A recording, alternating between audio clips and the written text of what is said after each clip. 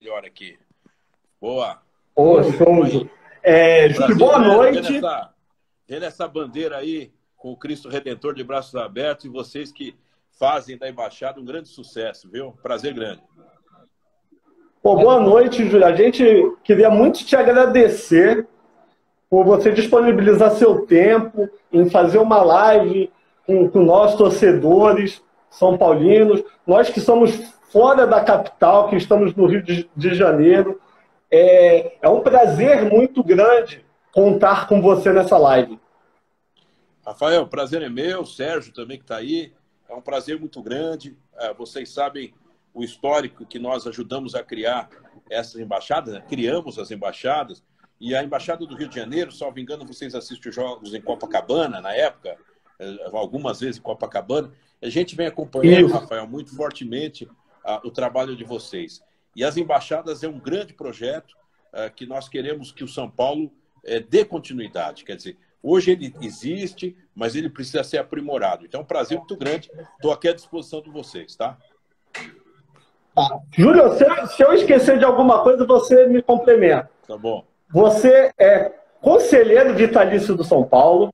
Sim. Membro do Conselho Administrativo, e você já tem quanto tempo que você é atuante no clube? Como marketing, comunicação? Então, na verdade, Rafael, vou contar uma historinha bem resumida, né? Eu tenho 58 anos, eu sou São Paulino, acho que desde o que eu entenda, 6, 7 anos de idade, 5 anos de idade. Meu pai, eu vi jogos no Pacaembu, no Morumbi, etc. Então, eu sou São Paulino e depois militei muito na arquibancada. Mais tarde, eu me tornei sócio, mas antes de ser sócio, em 1995, eu ajudei o Fernando Casal de Rey quando o Morumbi teve problema nas estruturas. Então, teve que pôr lá... Teve que colocar os amortecedores, né?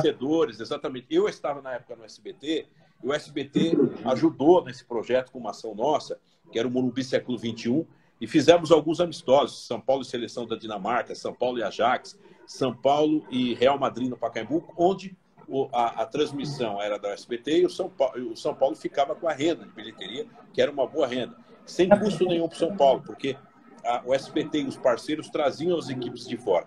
E ali eu comecei a ajudar, porque eu queria ajudar, sempre fui São Paulino, e aí eu fui convidado a participar do marketing na época com o Jaime Franco e o Fernando Casal de Rey, e ali eu comecei uma trajetória que foi ganhando força muito forte com o Marcelo Portugal Gouveia, quando o Marcelo foi presidente, depois com o Juvenal. Saudoso Marcelo Portugal Gouveia. Grande Marcelo. Todo dia foi o primeiro cara que me nomeou diretor pleno. O diretor pleno é o diretor mesmo estatutário.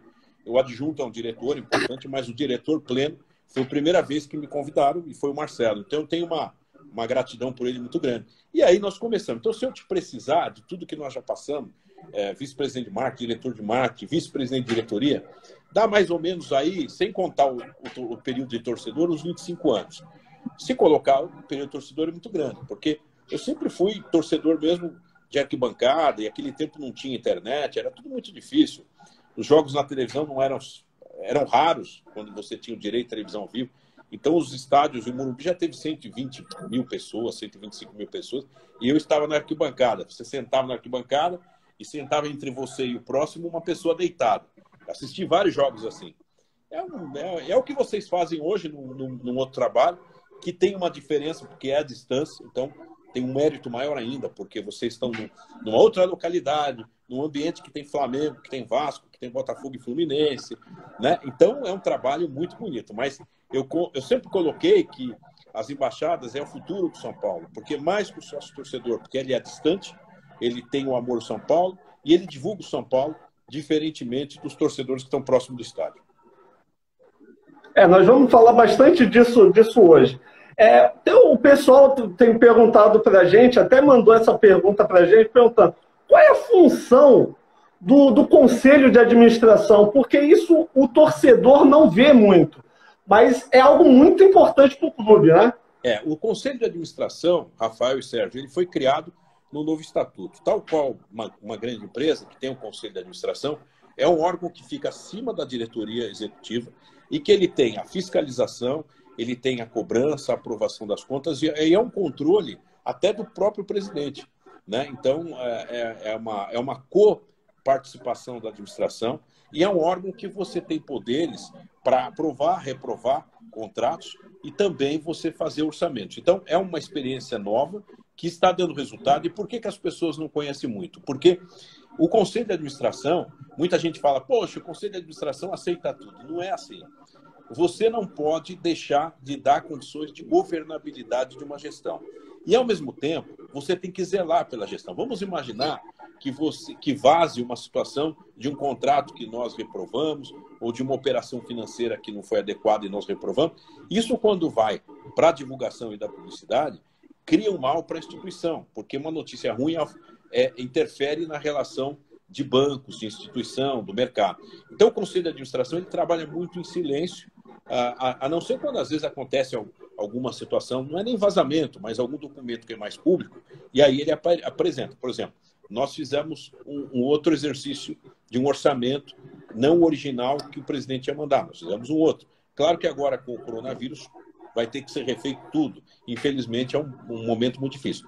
Então, o Conselho de Administração é um órgão importante hoje da administração de São Paulo e, mais do que isso, ele auxilia, se o presidente encará-lo como um grupo de autoconhecimento, de notório saber e que pelo nosso trabalho, ele desenvolve muito.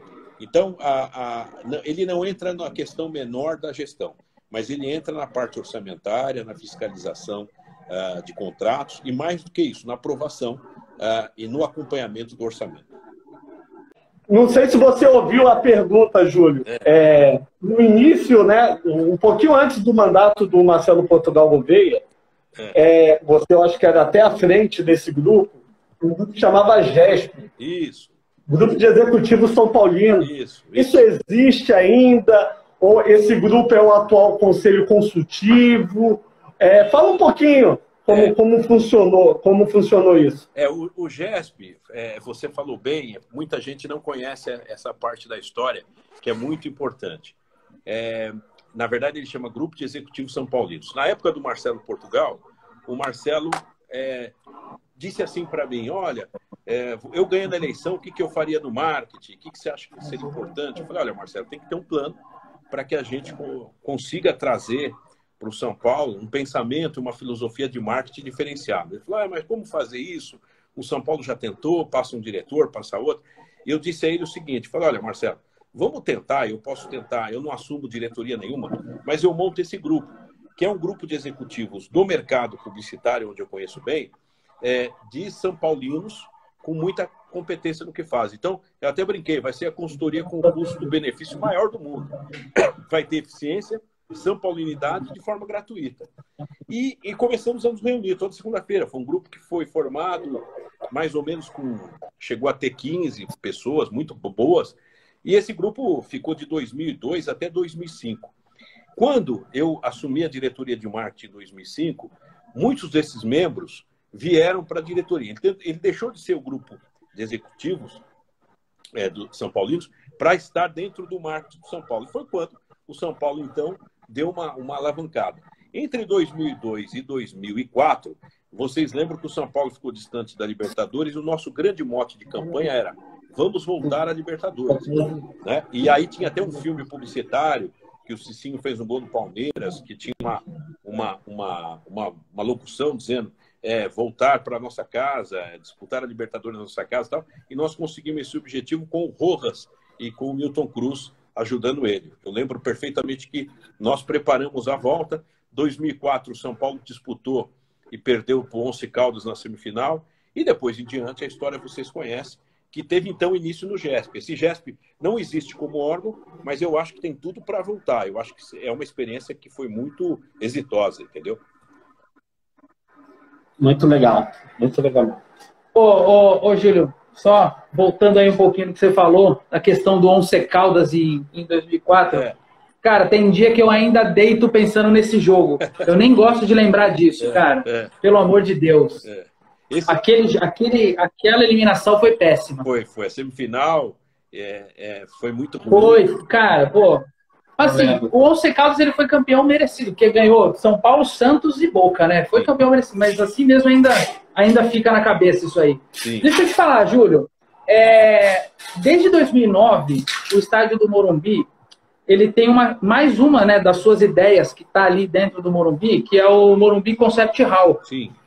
E muita gente, assim, tem muito São Paulino, pelo menos que eu conheço, né, que não faz nem ideia do que é o Morumbi Concept Hall. Óbvio, eu sei que é um espaço para evento, tem uma série de benefícios, de vantagens ali, tanto para o torcedor, né, quanto para o próprio São Paulo. Eu queria que você falasse um pouquinho para a gente do que é essa sua criação e o que é o Morumbi Concept Hall. Porque muita gente que está vendo a gente aí, até mesmo quem vai ver depois, não faz nem ideia do que é. Fala para a gente o que é isso, por favor. Sérgio, foi boa a colocação, porque esse foi um projeto também que nós criamos, e que foi o seguinte: o anel térreo do São Paulo, quem conhece são as numeradas inferiores, era um setor marginalizado, e principalmente atrás dos gols, que tinham as duas gerais, que eram de cimento, as pessoas ficavam lá, era o lugar mais barato, nunca lotava, só em grandes decisões, então o nível de ocupação era de 5% ao ano.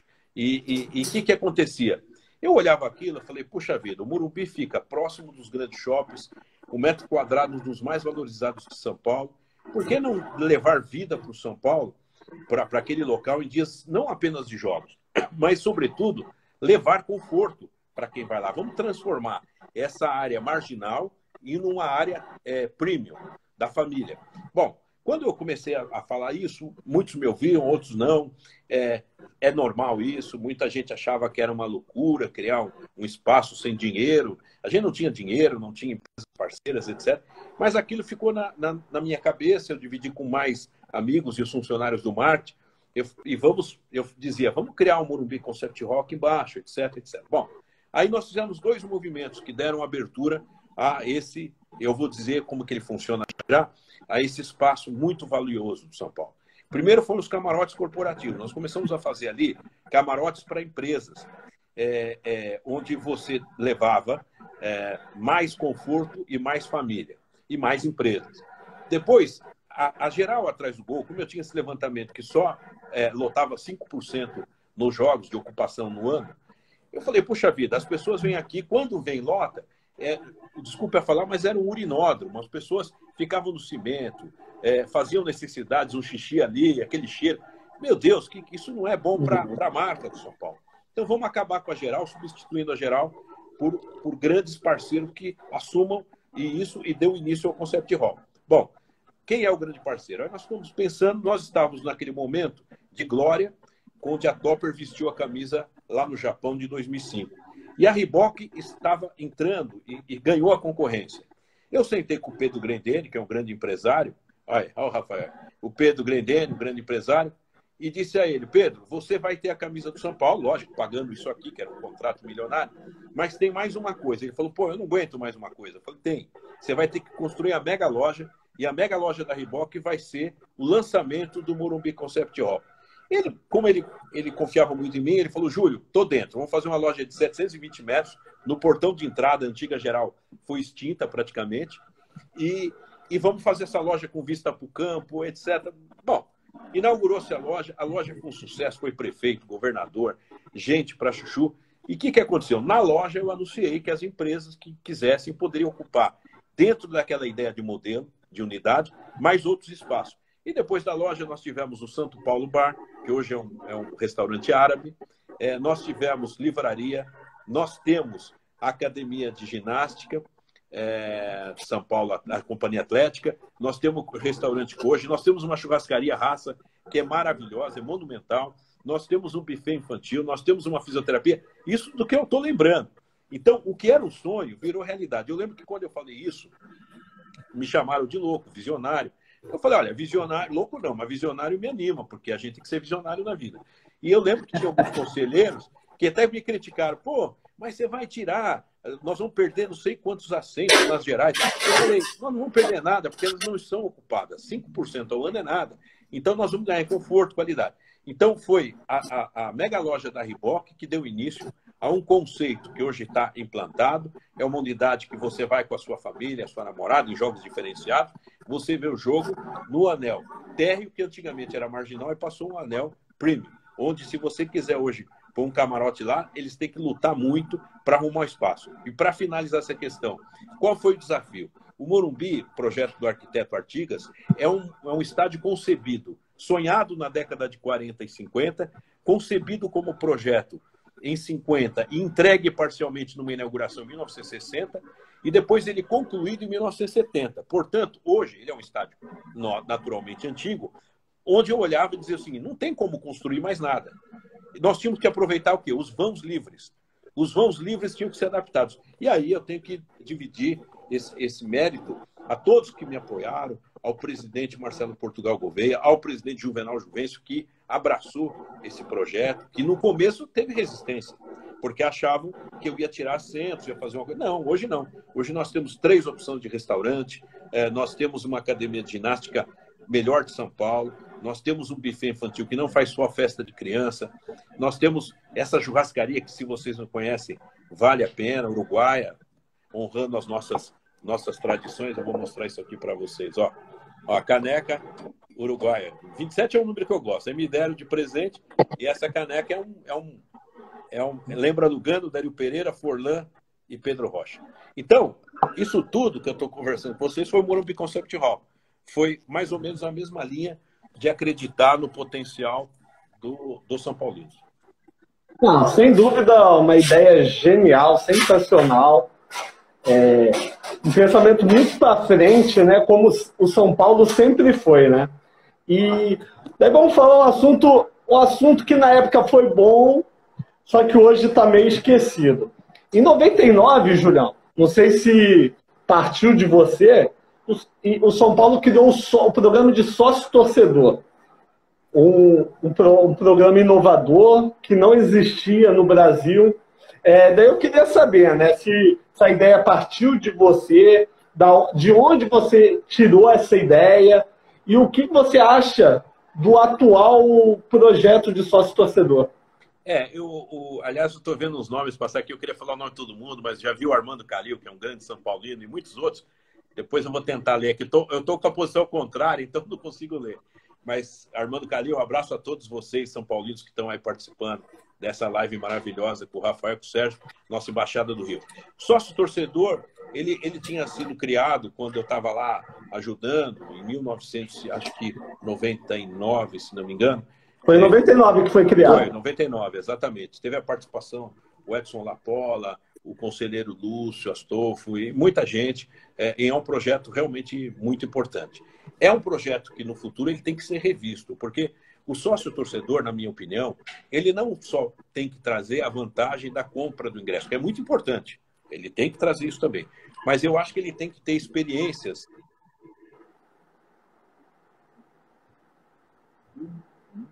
de São Paulo, que é o caso de vocês. Travou de novo. Né? Ele tem que pensar também em algumas experiências, e não é só sorteio. O Morumbi é muito grande.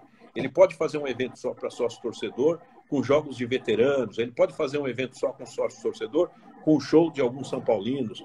Ele tem que trazer outros, e talvez a questão também do sorteio, através de um título de capitalização que reverta parte do que você arrecada, alguma ação social importante, que todos nós agora vamos ter que ajudar, não só durante o coronavírus, mas o pós-coronavírus. Enfim, se a gente conseguir pôr de pé um produto como esse, eu acho que o sócio-torcedor pode ser muito forte dentro da nossa dinâmica. Esse é um produto que merece uma atenção muito grande para o futuro. Ele ser refundado. Não que as pessoas que estão lá estão fazendo errado, nada disso. É que eu acho que ele pode dar mais. Ele tem que estar dentro de um aplicativo.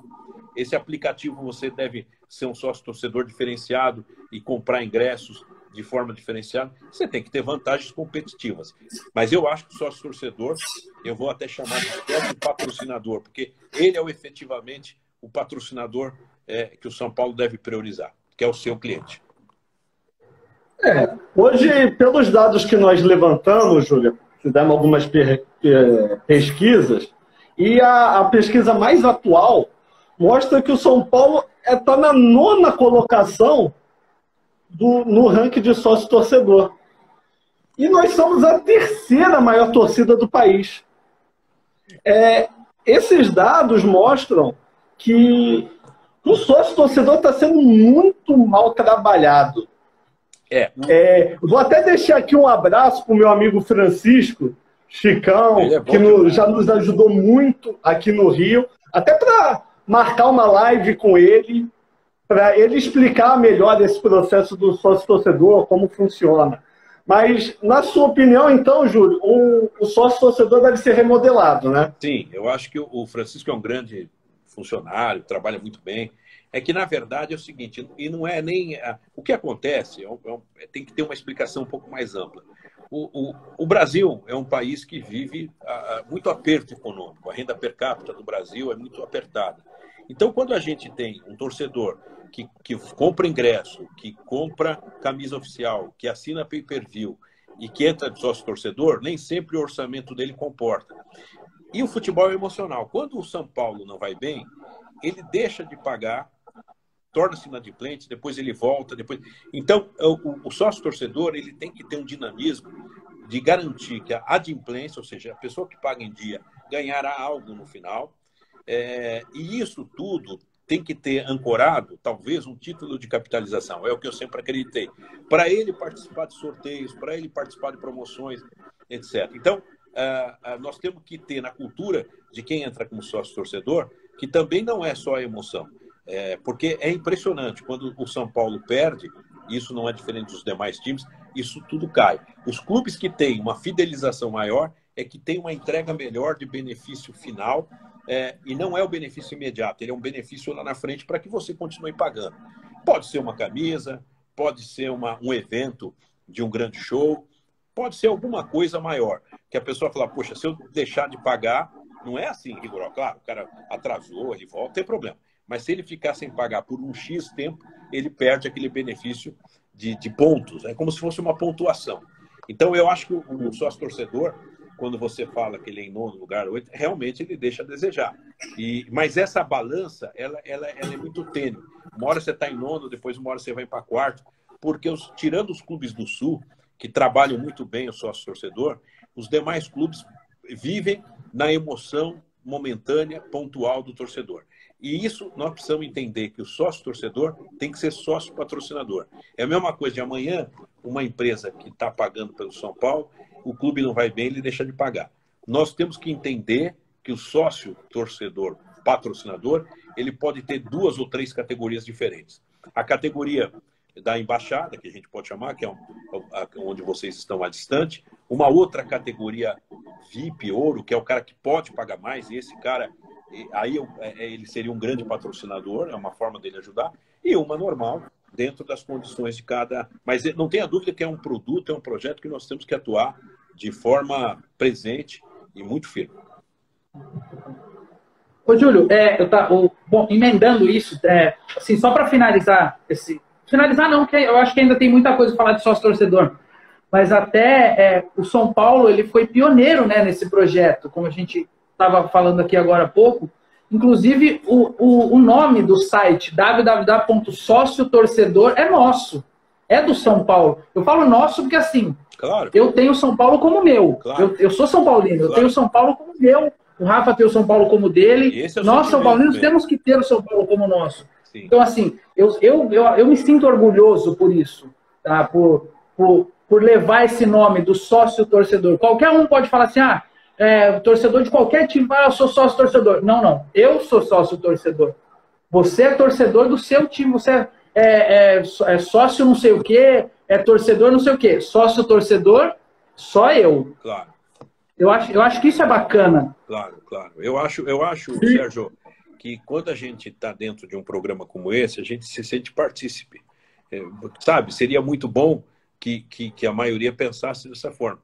Eu sou sócio São Paulo, eu tenho prazer, eu mando um pedaço no São Paulo, sim, e acho que é importante esse tipo de comportamento. Quando nós criamos as embaixadas, e o grande problema é uma estrutura tecnológica de pessoas para isso, mas quando as pessoas depararem com o ganho que isso traz para a marca, o trabalho, eu vejo jogos no Maracanã que eu vejo a faixa de vocês, e isso me emociona, porque às vezes eu estou no estádio, num outro lugar lá em cima, ou às vezes eu estou em casa e eu vejo a faixa de vocês. Falo, pô, olha que trabalho maravilhoso, de um pessoal que eu conheço, conheci o Rafael, o pessoal de vocês há muito tempo, e é um pessoal que está lá, faz chuva, faz sol, tem a concorrência da organizada, que a gente sabe, tem essa relação que às vezes é difícil, mas é um trabalho diferente, porque a embaixada, como o próprio nome diz, é uma representação institucional de uma marca do São Paulo. Então, eu vejo que o projeto Futuro do São Paulo passa por um grande diretor que cuide das embaixadas, porque nós temos que integrar.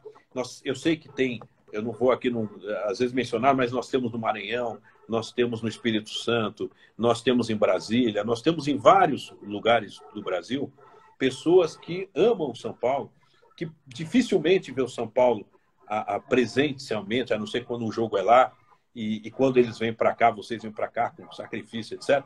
Então, esse tipo de embaixador é um embaixador que, mais importante que volume de pessoas, é a qualidade, é a força qualitativa da mensagem que deve ser dada. Então, eu acho que esse é um produto que deve andar também de forma prioritária.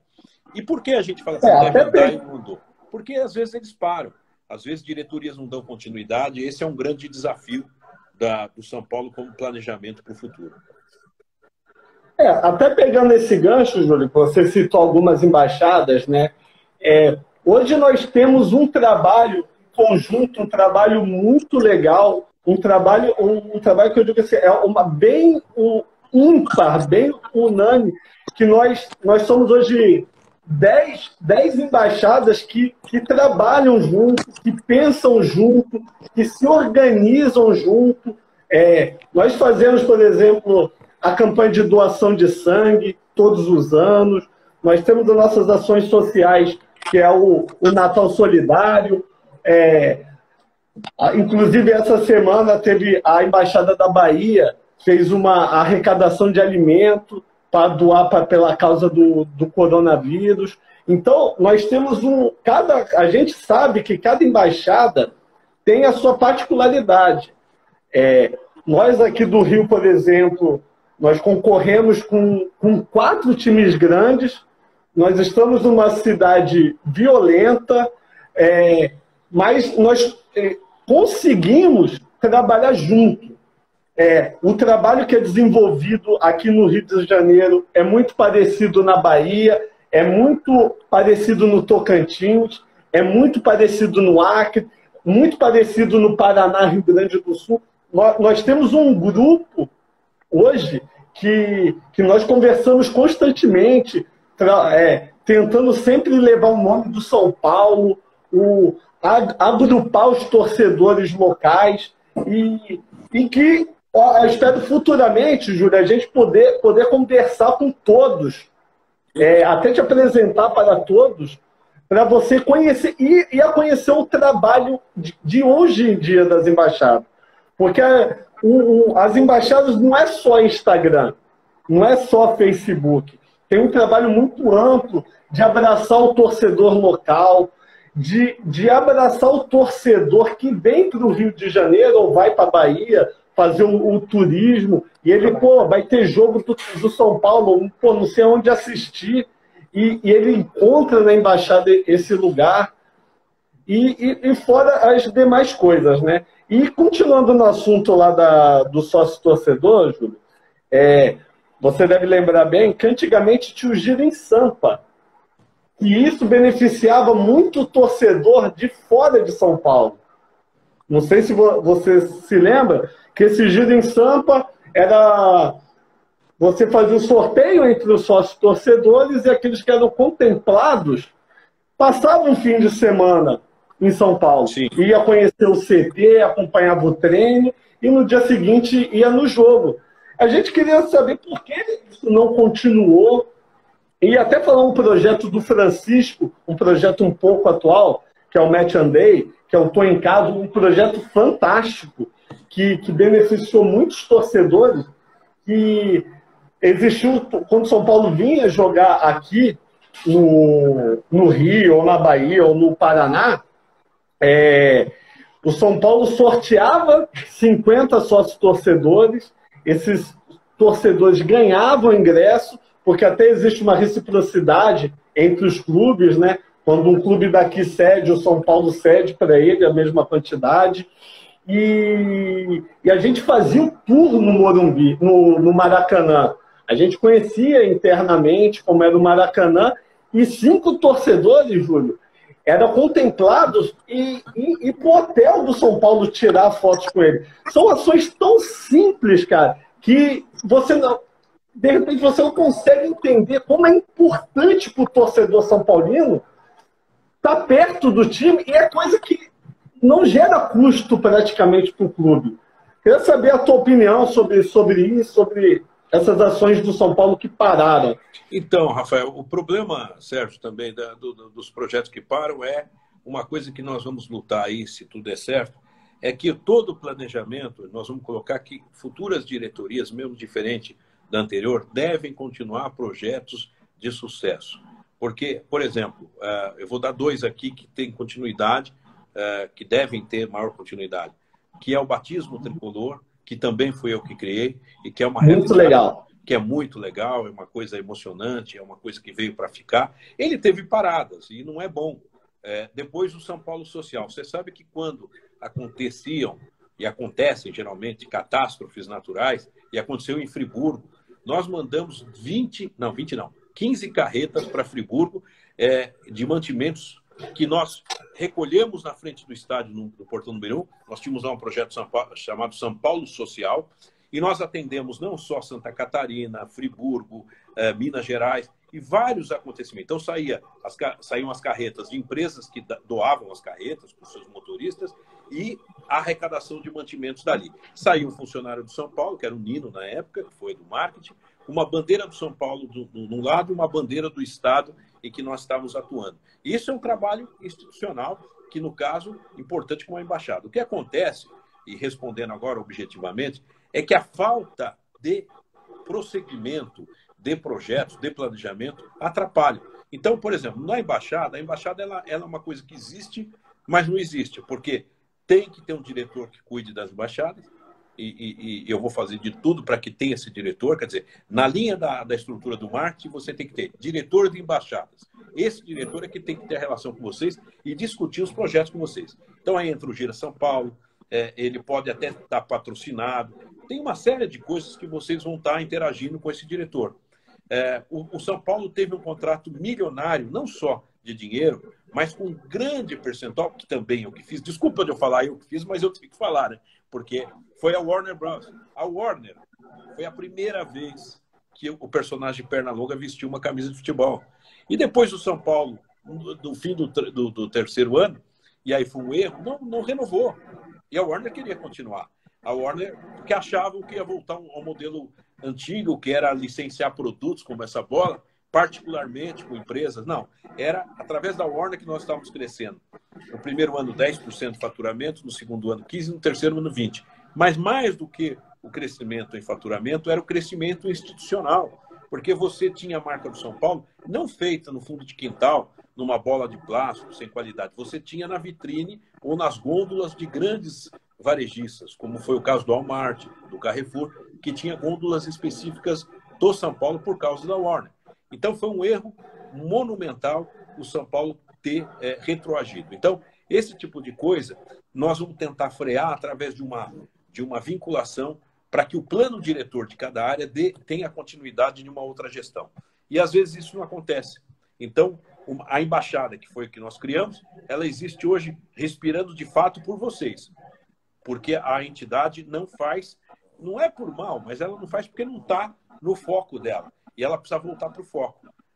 Imagina se o Morumbi Concept Hall fosse abandonado na primeira loja, né? Nós não teríamos hoje esse mini shopping center que é o Morumbi, porque o Morumbi, fora de jogos, tem uma grande frequência de público.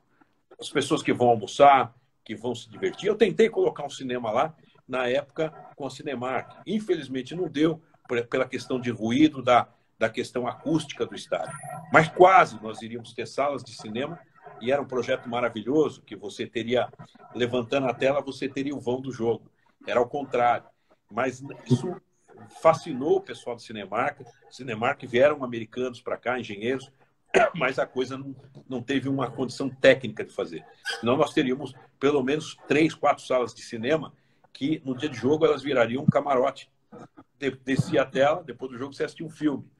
E tinha todo um planejamento que segunda-feira e terça seriam só temas de futebol, sempre com o documentário do São Paulo. Então, essas coisas têm que voltar.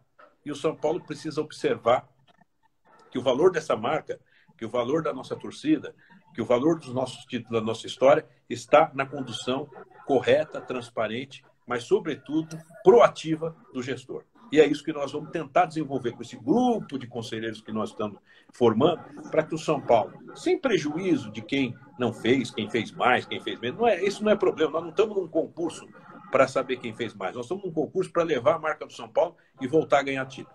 Não vai ser fácil, não. A dívida é alta, tem o coronavírus, tem uma série de notícias ruins, mas o primeiro passo tem que ser dado. Ô Julião, conforme a gente vai desenvolvendo a nossa live, a gente vai conversando, o pessoal está fazendo algumas perguntas, né? E aí eu peguei uma pergunta aqui do Ítalo. Ela não tem muito a ver com o sócio torcedor em si, mas eu acho que é uma pergunta interessante para a gente. Ele pergunta sobre o eSports, né? Os esportes de videogame e tal, e além disso também das modalidades olímpicas que tem no São Paulo. Basquete, vôlei, futsal e tudo mais. E ele quer saber o que você acha dessas modalidades, qual que é a sua opinião com relação a isso, e se você acha que está indo bem, se precisa melhorar, o que a gente precisa desenvolver ou não. Olha, Sérgio, o Ítalo, respondendo ao Ítalo, a questão do videogame hoje é uma das maiores indústrias que você tem grandes campeonatos internacionais. O São Paulo ele pode estar inserido até como uma equipe de profissionais que joguem, desde que não gaste dinheiro, desde que seja patrocinado, né? Isso é deixar muito claro. Todo projeto tem que ter autossustentação. Você ter alguém para pagar essa conta, né? A sustentabilidade financeira tem que vir da iniciativa privada. O São Paulo, o nome diz São Paulo Futebol Clube. São Paulo é futebol. Então eu não posso tirar dinheiro do futebol para fazer uma série de esportes. O basquete está dando certo por quê? É um sucesso. Porque além do time ser muito bom, os patrocinadores chegaram, o ginásio está lotado, o time é competitivo.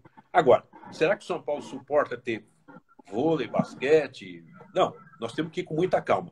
Tem a parceria com o vôlei, que é uma parceria diferente da do basquete, que também com o Guimarães como técnico é exitosa, mas o São Paulo ele precisa, ponto 1, nosso core business é futebol. Nós temos que ter um time de futebol competitivo para gerar recursos. Agora, qualquer outro esporte, amador ou alternativo, ou que está despontando como o games, etc., ele deve ser encarado, sim, como uma modalidade que pode representar o São Paulo, desde que tenha a contrapartida da receita, do financiamento. São Paulo não pode tirar um dinheiro para a formação de jovens garotos de futebol ou para o profissional e colocar nessa atividade que não é uma atividade fim. A atividade fim é o futebol. Entretanto, o basquete é um exemplo de que dá para colocar em pé um esporte altamente competitivo, que eleva a marca e sem recurso do futebol. Então, eu vejo dessa forma.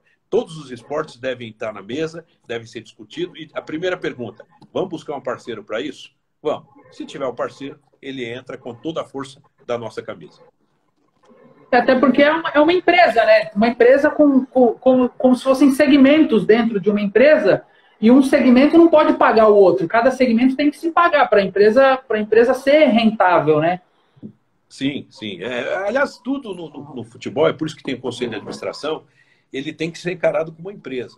Você não pode gastar mais do que arrecada, você não pode investir numa coisa que você não tem certeza do retorno, que não seja o futebol. O futebol você faz isso. Você às vezes investe no jogador e espera dele um retorno esportivo e também financeiro, mas mais esportivo hoje. O retorno financeiro vem do garoto da base, que ele é muito jovem, vem formado, ele vai para a grande vitrine do futebol e ele é negociado. Esse dá um retorno financeiro. Agora, um jogador mediano, de 28, de 29 anos, ele traz um retorno esportivo. Nem sempre o retorno financeiro. Mas se ele se paga com conquistas, já foi um grande negócio. Legal, legal.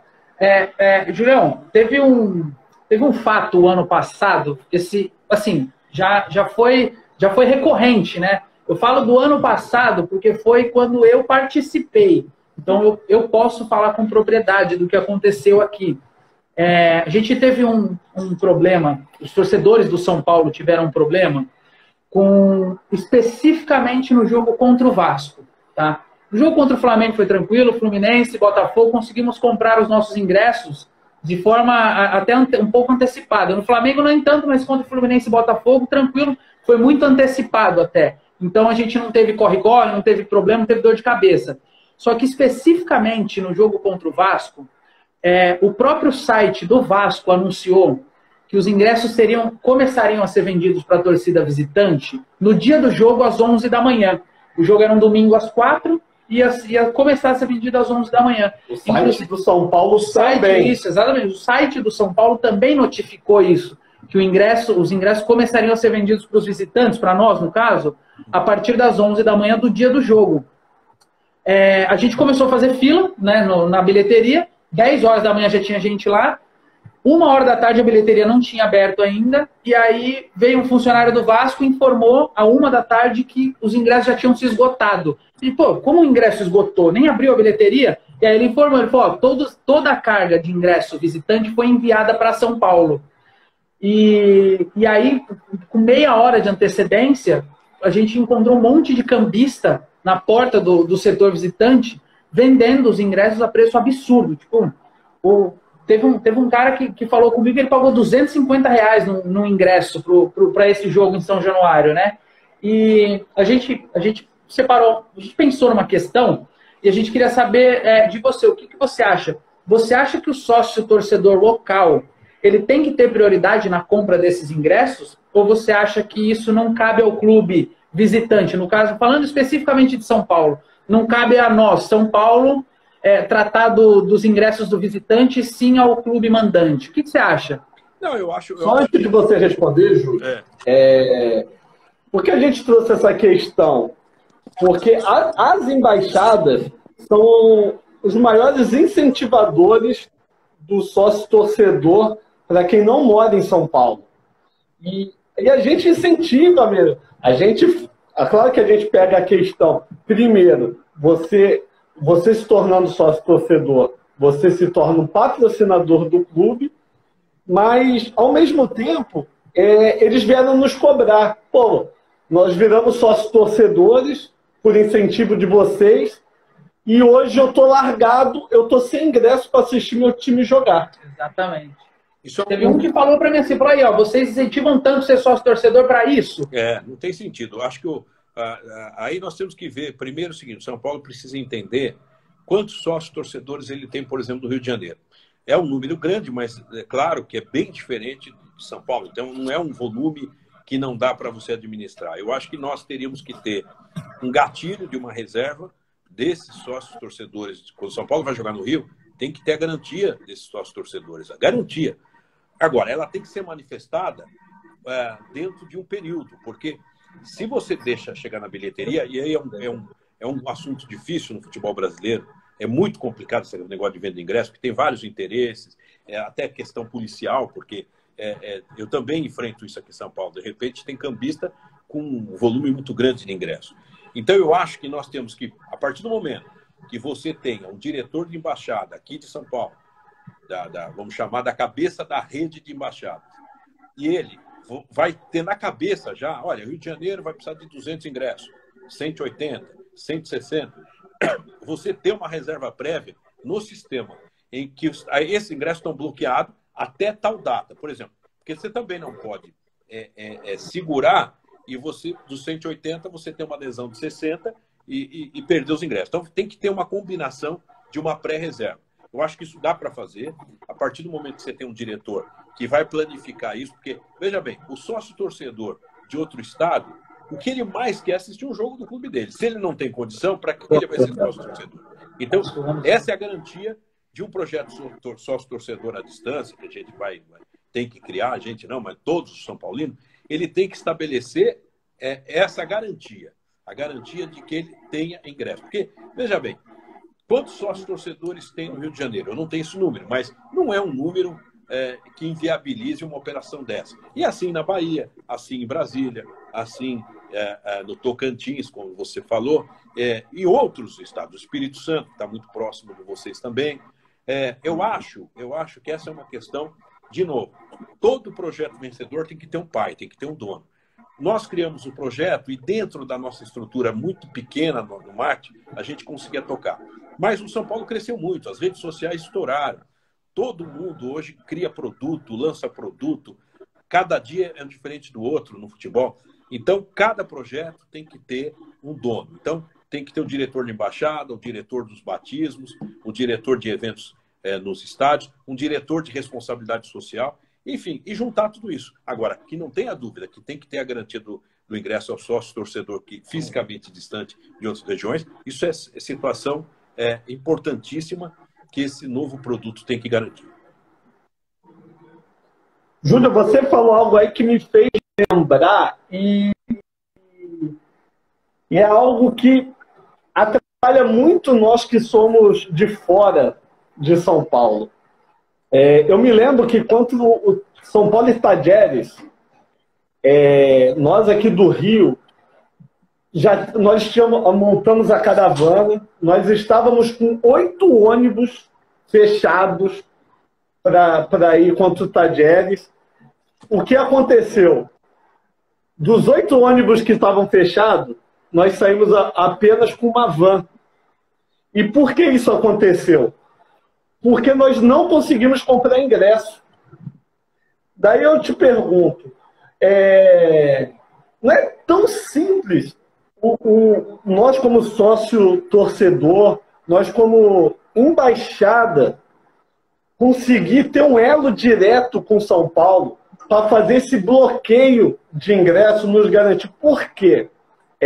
Eu sou do Rio de Janeiro, eu pego o meu carro e eu consigo ir.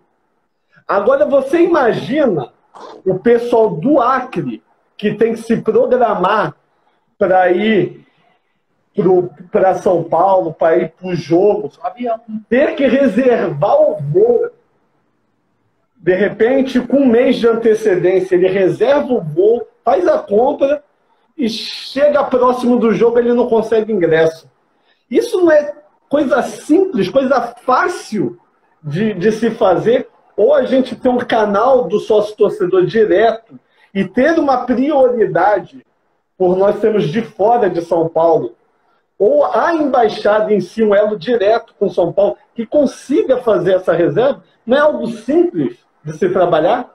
É simples, mas ao mesmo tempo ele tem que ter um estudo prévio. Por exemplo, você tem que ter estou dando um exemplo, tá? Dos ingressos em jogos decisivos no Morumbi, você tem que ter um percentual X destinado ao sócio-torcedor. Você também não pode deixar de atender o sócio comum, que não pode pagar a parcela do sócio-torcedor em setores mais populares. E você talvez tem que tentar criar um percentual X, que eu não sei se é 0, alguma coisa, 1%, não sei, para destinados a pré-reserva de embaixada sócio-torcedor. Pré-reserva. O que é pré-reserva? A pessoa tem que manifestar com antecedente, até porque é uma viagem, o cara tem que se programar mesmo, e o São Paulo garantir essa pré-reserva. Eu acho que isso é possível. Agora, nós precisamos também estabelecer uma linha de raciocínio, porque tudo na vida é estatístico, né? Então, você falou São Paulo e Talheres, é um jogo decisivo. Todo jogo decisivo, ele tem grande procura. O jogo que não é decisivo, a demanda não é tão grande, você tem mais espaço. Então, tem que estabelecer em tipos de jogos onde você pode... por exemplo, tem pessoas que falam assim, eu quero levar meu filho pequeno. É um jogo bom ser no sábado à tarde, contra um clube menor, torcida única, às vezes, tal. Mas um jogo decisivo, todo mundo quer vir. Mas esse todo mundo precisa abrigar um percentual de sócios torcedores à distância. E é isso que o novo produto tem que garantir. Agora, tem que ter uma dinâmica, uma regra. A pessoa, o Rafael do Rio, o Sérgio do Rio, vão querer assistir São Paulo em uma semifinal com o Boca, né? Já pensou que maravilhoso? Você fala assim, olha, nós vamos reservar aqui, tem um dia para reservar os ingressos para os nossos filiados. Vai passar por aí. É simples. Quando eu digo de tu reservar, claro que a gente mandaria, no caso, um e-mail falando assim, nós precisamos de 50 ingressos. E claro que a gente vai estabelecer. O jogo é no domingo, eu preciso que essa reserva seja depositado, seja pago até a quinta-feira. Caso não seja depositado, você perdeu o seu direito de reserva. Eu acho que é simples. Tipo assim, e eu volto a frisar. Para mim, nós que somos do Rio, eu estou falando que a gente pode pegar um carro e 5 horas eu chego. É verdade. Mas o São Paulo tem que pensar grande e pensar que tem o cara na Bahia, o cara no Amazonas, o cara lá do Rio Grande do Sul que precisa se preparar para determinado jogo. Verdade. Entendeu? Eu acho que é bem simples. Tá perfeito. Eu acho que só precisa de uma tecnologia, de um pouquinho de estrutura e de inteligência para isso. Agora, de novo, o essencial para isso é quando você tem alguém tomando conta do projeto. Quantos anos tem a Embaixada do Rio de Janeiro? Já tem mais de... Então, nós temos o privilégio de ser a primeira embaixada oficial do São Paulo. No mínimo 10. 10. Em 2008. 2008, exatamente. Saudoso Marcelo Portugal Gouveia veio nos dar o título de primeira embaixada do São Paulo. Foi. Eu lembro porque foi a primeira, depois veio Brasília, etc. Mas é um trabalho que... Por isso que eu digo, eu falo assim, puxa vida, é a mesma coisa de eu estar num ambiente, num prédio, que eu tenho todos os garotos que jogam futebol, torcem por time, e eu vou trabalhar, vou morar num prédio lá no Amazonas e vou falar, agora o meu time é de São Paulo. Não é fácil. Então é um amor muito próprio, com todos os obstáculos contrários, os times adversários, a cultura local, violência, como você falou, mas é um trabalho muito bom. E como primeira embaixada, eu acho que o grande piloto do São Paulo, no começo de um novo sócio-torcedor, tinha que ser com vocês. Até pela proximidade e porque tem muitos jogos no Rio e São Paulo, em Rio e São Paulo. E isso vai gradativamente atendendo a todos. Ô, Júlio, nós que gostaríamos de agradecer a tua disponibilidade. Você é um cara que sempre nos respondeu quando nós precisamos falar com você. Coisa que é difícil de acontecer. Normalmente, os presidentes ou diretores, como os políticos, só aparecem na hora da eleição, quando estiver próximo, mas você sempre foi diferente, você sempre nos respondeu. Eu posso falar que eu já troquei ideia contigo nos 2 últimos anos. Eu gostaria muito de te agradecer mesmo pelo seu tempo, pela sua disponibilidade. Eu teria só uma perguntinha para finalizar. O Flamengo hoje seria um modelo de gestão a ser seguido, assim como o São Paulo já foi? E isso a gente vai englobar em termos de embaixada, gestão, lado financeiro, o futebol em si, tudo isso que o Flamengo fez nesses 2 últimos anos. Olha, Rafael, primeiro o prazer é muito grande. Eu, dentro da minha disponibilidade de tempo, sempre estou à disposição mesmo, porque eu dou muito valor ao trabalho que vocês fazem. Quando eu vejo essa logomarca aí, me emociona, porque você fazer uma embaixada com o Cristo Redentor, que é uma marca do Rio de Janeiro, tem um valor e um ganho institucional muito grande. Então, o prazer é meu. Acho que modelos a serem seguidos são todos aqueles que agregam novidade, boa gestão. O Flamengo fez uma lição de casa com o Bandeira, o ex-presidente, que muitas vezes o torcedor lembra muito do quem ganhou, mas aquele que fez um saneamento financeiro, colocou efeitos corporativos de governança, trabalhou com uma diretoria eficiente, ele fez esse trabalho. O São Paulo, no passado, reinou muito tempo sozinho, depois copiaram o nível de contratação, acertos, CT, formação de base, parcerias de marketing, modernização de estádio. Então, é assim, o endomarketing que trabalhado dentro do clube deve ser visto, sim. Então, o Flamengo tem fatores importantes, o Palmeiras tem fatores importantes, a dupla Inter e Grêmio no sócio-torcedor, o Atlético do Paraná, enfim, grandes experiências devem ser colocadas. Agora, o São Paulo precisa voltar a ser ousado. 2 coisas que o São Paulo precisa voltar. Ser ousado como gestão, acreditando no potencial da sua marca, foi o que foi feito lá atrás. E voltaram a ser um time vencedor, um time que ganhe, um time que faça torcedores, crianças a torcerem para o São Paulo, um clube que nos dê alegria. Essa combinação da crise econômica é o grande desafio, porque hoje o São Paulo tem uma crise muito alta e um coronavírus que vai abalar ainda mais a situação do futebol brasileiro e do mundo. Portanto, o desafio é levado 10 vezes mais. Mas com a força e com a história do São Paulo, quando você olha para trás, você fala assim, puxa vida, o São Paulo construiu um estádio particular. Demorou muitos anos, né? Desde o sonho, da execução até a oficialização da estreia, foram quase 20 anos. Então, é perseverança, fé e muita gestão. O que nós colocamos aqui na nossa mensagem final aos nossos internautas que estão aí nos acompanhando é: o São Paulo precisa de união para transformar. União para transformar de novo num clube vencedor, um clube que esteja na ponta, que tenha ousadia, e é isso que nós vamos fazer. E isso não se faz sozinho. Se faz com o principal ativo de um clube de futebol, que é a torcida. E as embaixadas podem ser e são, na minha visão, a representação máxima dos torcedores em todos os rincões do Brasil e de toda a sua coletividade, que mesmo fora do Brasil se comunica com o São Paulo. A marca do São Paulo é muito forte e ela vai estar ostentando o nosso coração com muito mais emoção em breve, se Deus quiser. As embaixadas, então, podem contar com o Júlio Casares. Se eu criei com toda a modéstia e começamos pelo Rio de Janeiro, cidade maravilhosa, eu não tenho dúvida que eu vou ter um olhar clínico para esse produto, porque ele é importante, ele é fundamental e ele é uma coisa que, como eu sou um torcedor desde garoto, eu tenho muito respeito pela pessoa que se esforça, que põe uma faixa, que vai lá torcer. Imagine vocês que moram a quilômetros de distância. Então, a preocupação e a dedicação tem que ser muito forte. Podem contar comigo em qualquer situação. Eu não estou dizendo numa campanha, nada disso. Eu só acho que o São Paulo precisa ter a sua maturidade de não abandonar projetos vitoriosos. Tem que dar continuidade. E, para mim, a solução é ter um diretor que é cobrado por isso e vai trabalhar para as embaixadas. Pô, Júlio, muito obrigado pelas considerações, pelo seu tempo.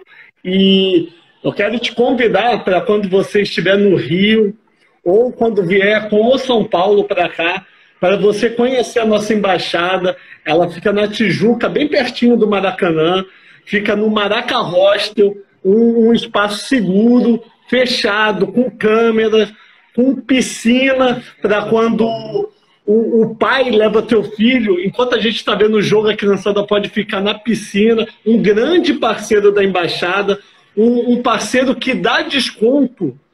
Só de você chegar e citar que você é São Paulino, que você viu pela embaixada, dá desconto para São Paulino do Brasil inteiro, e isso a gente quer levar para o São Paulo.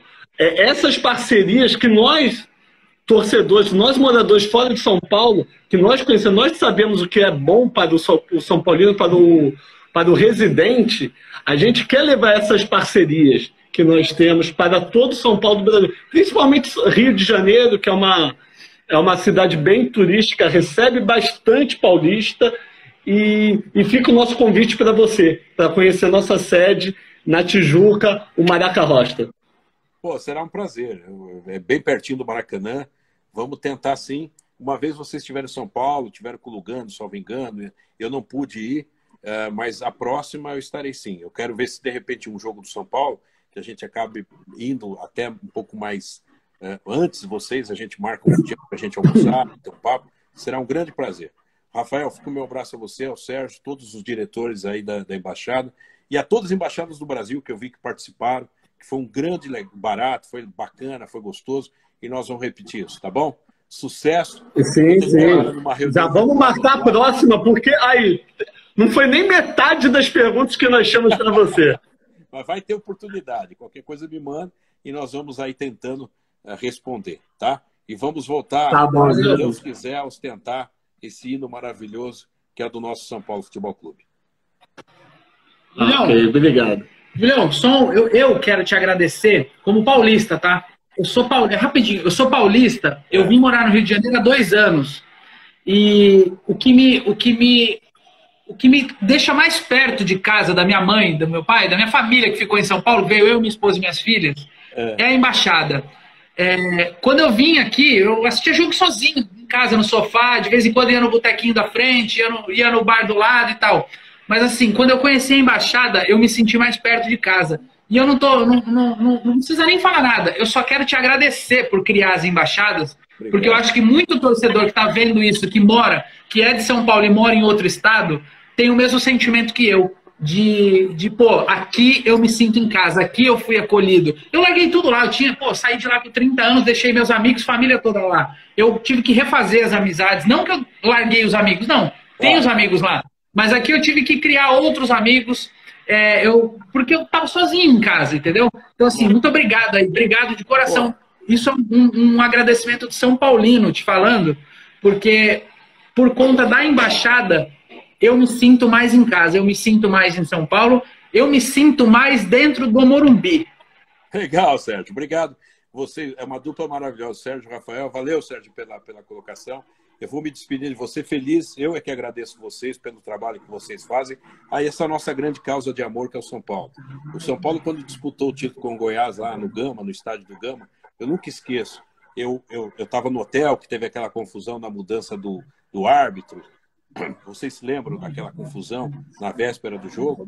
E aí, quando nós descemos no pátio, estava uma tensão no ar muito grande, e eu vi a Embaixada de Brasília saudando, dizendo que estava conosco naquele momento difícil, porque era umas 10 horas da noite, tinha tido uma reunião com a mudança do árbitro. Então, aí eu mostrei, na época, para o Juvenal, dizendo, Juvenal, a força das embaixadas, que assim como as torcidas organizadas cumprem seu papel, mas as embaixadas fazem um papel institucional muito legal. Então, meu agradecimento a você, Sérgio, Rafael também, que estamos à disposição. Um grande abraço, saudações tricolores. Um abraço. Valeu, saudações tricolores, valeu.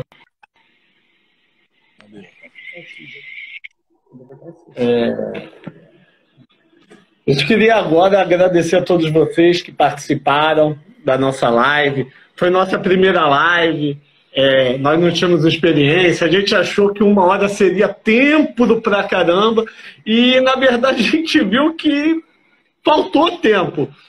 Então nós já vamos estar alinhando com o Júlio uma próxima live e tentaremos outros conselheiros, ou ex-jogadores. A gente vai tentar o máximo para levar informação do São Paulo, notícias do São Paulo e mostrar São Paulinidade, na verdade, né? Boa, isso aí. A gente vai tentar marcar uma próxima live, uma próxima breve live com ele, né?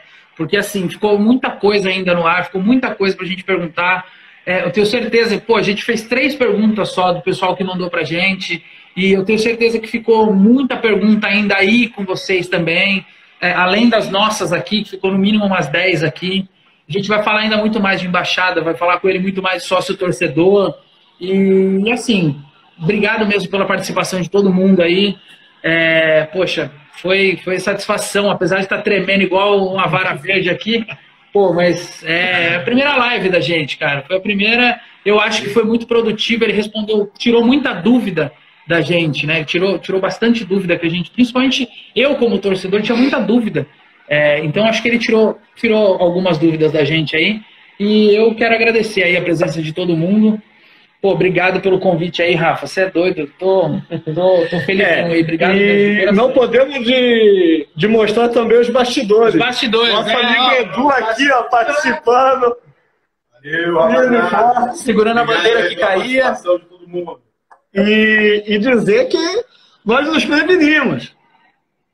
Álcool em gel. Só não cabia na live. Só que não dava para mostrar, mas... Álcool gel e álcool líquido. Valeu, galera. Boa noite. Até a próxima.